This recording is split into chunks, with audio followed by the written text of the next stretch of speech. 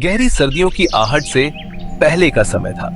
जंगल का एक कोना ऐसा था जहां एक ऊंचे पेड़ की फुनगी पर एक कौवा अपने घोंसले में बैठा था। लेकिन यह कोई साधारण कौवा नहीं था। यह अपने घोंसले में चकाचौंध करने वाली चीजों का ढेर लगाता जा रहा था। चमचमाते कांच के टुकड़े, चांदी जैसे पत्ते, सिक्के और यहाँ तक कि टूटे हुए गहनों के टुकड़े भी।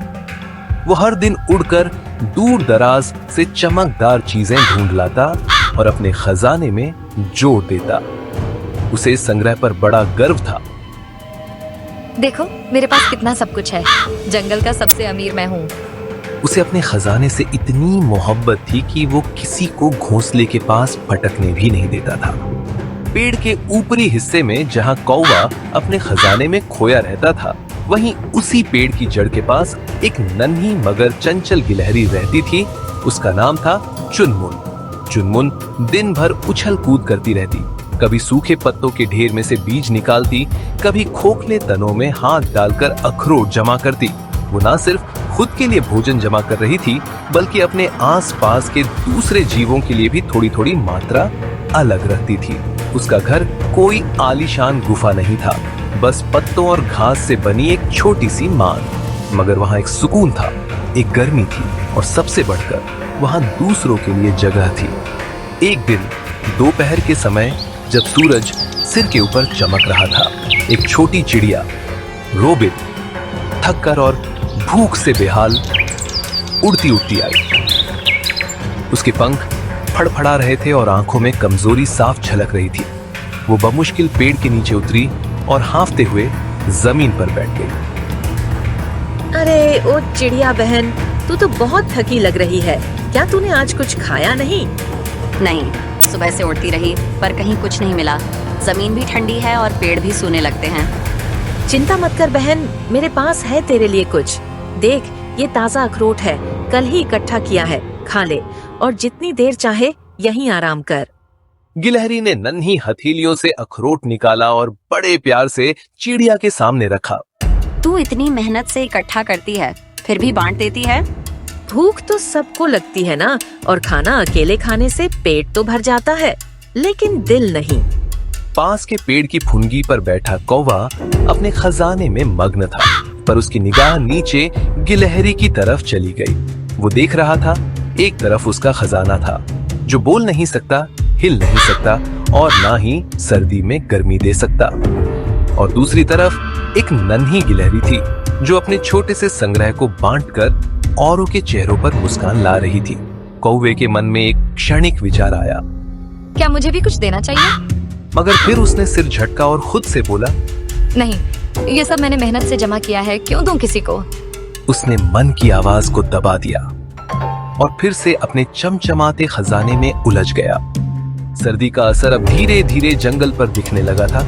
हवा थोड़ी और ठंडी हो चली थी और पत्तों की सरसराहट अब पहले से कहीं ज्यादा सूनी लगती थी। लेकिन फिर भी गिलहरी चुनमुन अपने काम में जुटी थी। कुछ और सूखे फल जमा करना, कुछ और पत्ते मान को गर्म रखने के लिए ढूंढना। उसका छोटा सा संसार जिसमें थोड़ा सा भोजन, मेहनत और भरपूर दूसरों के लिए भावना थी। उसी दोपहर जब चुनमुन पेड़ की जड़ों के पास बीज बटोर रही थी, तभी एक छोटा सा मेंढक जो शायद रास्ता भटक गया था, कांपता हुआ उसकी ओर आया। अरे तू तो बहुत थका हुआ लगता है, कहाँ से आया छोटू?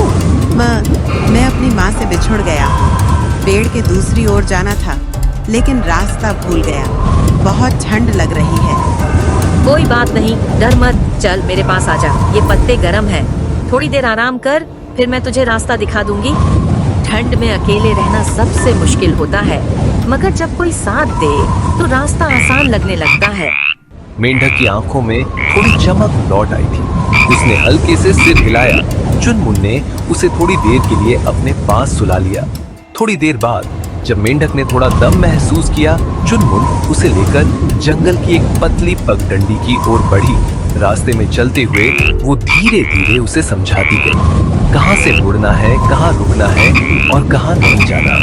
वो एक दोस्त की तरह साथ चल रही थी, बिना किसी स्वार्थ के, बिना किसी उम्मीद के। देख छोटू, ये बड़ा पेड़ जब दिखे समझ जाना कि तुम्हारा घर पास है और अगली बार अगर रास्ता भूल जाओ तो डर मत। मदद मांगना कोई कमजोरी नहीं होती। तुमने मेरे लिए इतना किया, जबकि मैं तो बस एक छोटा सा मेंढक हूँ। तू छोटा हो सकता है, पर तेरा डर और भूख उतनी ही असली है जितनी किसी बड़े की। मदद का आकार नहीं होता, बस इरादा होता है। दूर फुनगी पर बैठा कौवा फिर से यह दृश्य देख रहा था। उसके घोंसले में चमक थी, लेकिन दिल में एक खालीपन अब धीरे धीरे उभरने लगा था। उसने एक बार फिर से सिर झुका लिया, लेकिन अब उसकी आंखों में सवाल थे। क्या मेरा खजाना किसी की मदद कर सकता था? क्या मैंने कभी किसी को राह दिखाई है, या सिर्फ खुद को ऊंचा बनाने में लगा रहा? हवा में हल्की सी सर्दी और सोच की गर्माहट तैर रही थी। जैसे ठंडी हवाएं तेज होने लगी, जंगल के रंग भी बदलने लगे।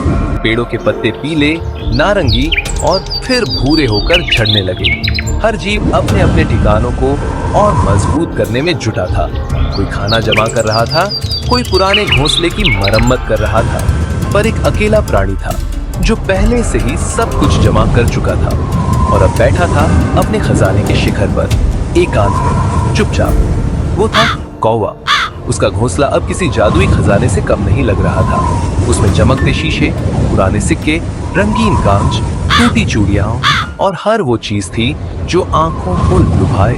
लेकिन उस घोंसले में एक चीज नहीं थी, साथ। मैंने तो सोचा था कि जितनी ज्यादा चीजें जमा करूंगा उतना ज्यादा खुश रहूंगा, लेकिन अब ये सब देखकर ऐसा क्यों लगता है जैसे मैं सबसे दूर हो गया हूँ।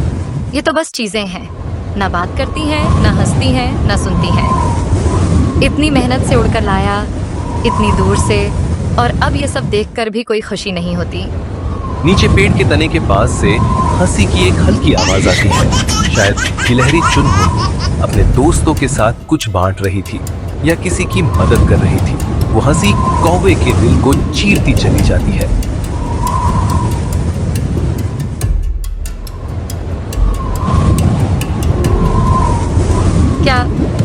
क्या मैं सच में अकेला हूँ, या फिर मैंने खुद को सबसे अलग किया है? वो अपने चारों तरफ देखता है। चमकती चीजें तो है, पर एक भी दिल नहीं।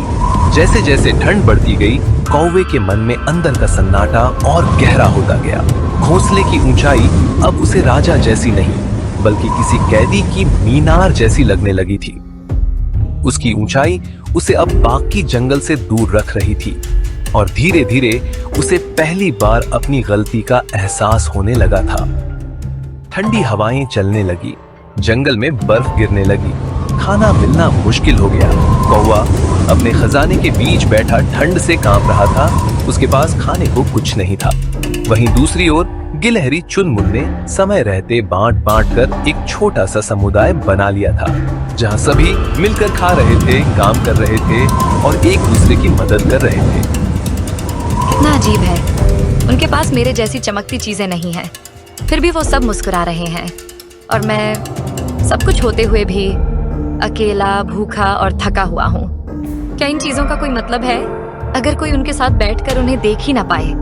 कुछ देर तक चुपचाप सोचने के बाद कौवा घोंसले से नीचे उतरता है। उसके पंजों में एक छोटा सा चमकता मोती है, शायद उसका सबसे कीमती संग्रह। वो हिचकिचाते हुए गिलहरी की ओर उड़कर आता है।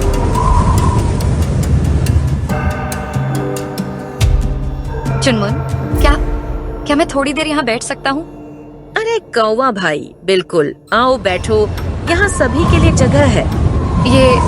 ये मैंने बहुत दूर से लाया था, तब सोचा था कि ये मेरी दौलत है, पर अब लगता है शायद इसकी सबसे अच्छी जगह यहाँ किसी के साथ बांटने में है। ये बहुत सुंदर है, और इससे भी ज्यादा सुंदर है तुम्हारा ये सोचना। कौवा पहली बार किसी के पास बैठा, बिना घमंड, बिना डर, बिना किसी उद्देश्य के। उसके मन का भारीपन थोड़ा हल्का हुआ। बर्फीली हवा अब भी चल रही थी, मगर इस बार उसके चारों ओर गर्मी थी, सादगी, समझ की और सच्ची खुशी। ये एक छोटा सा कदम था, मगर एक बड़ा बदलाव लाने वाला। अगले दिन कौवे ने कुछ चमकते कांच और गहने चुनमुन को दिए। मैं जानता हूँ ये खाने के काम नहीं आते, पर शायद इससे कोई कुछ अच्छा बना सके। गिलहरी मुस्कुराई। जंगल के दूसरे जानवरों ने यह देखा और धीरे धीरे कौवे को फिर से अपनाना शुरू कर दिया। अब कौवा भी हर दिन एक छोटी चीज किसी न किसी को देता, कभी खाना, कभी आश्रय, कभी शब्द। साझा करने से भंडार घटता नहीं बल्कि दिल भरता है। जिस दिन स्वार्थ छोड़कर सेवा करने लगोगे उसी दिन से अकेलापन मिटने लगेगा।